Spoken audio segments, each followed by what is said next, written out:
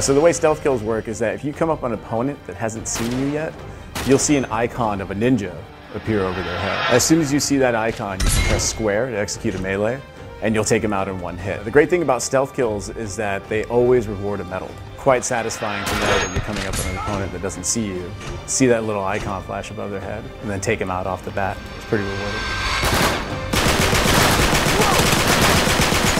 In particular, a tactic that's pretty helpful in the game, which is the run and gun. And the way you run and gun is that you just make sure your character's moving and you'll hold R1, and that's gonna let you blind fire. Now, the great thing about this tactic is that as you're getting close to an opponent, you'll be able to run and gun towards them, hitting him with your gun, and then go up to him and press melee.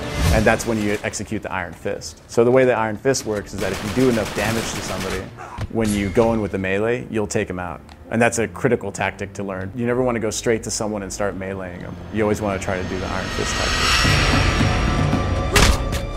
tactic. If you do find yourself in a situation where you're going to be trading melees back and forth, you can roll. And roll is really handy because you'll avoid that person's melee, get behind them, and then you can start shooting at them. Run and gun, while a very good tactic, really the best way to roll all the time is to go into aim mode. And to do that, you're going to hold L1 and then press R1 to shoot your gun.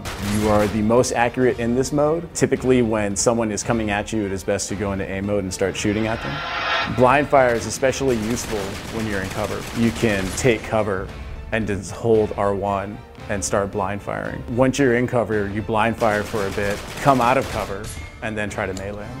And then you'll execute an Iron Fist.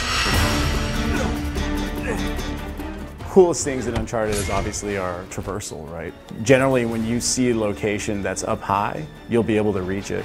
And you can always look for handholds and such that stick out of the environment to climb. But often when you're hitting the top of something, when you're reaching that top area that you're going to, you'll see an opponent run by. And if you're close enough to that opponent, you can press square and you'll do an edge grab on them.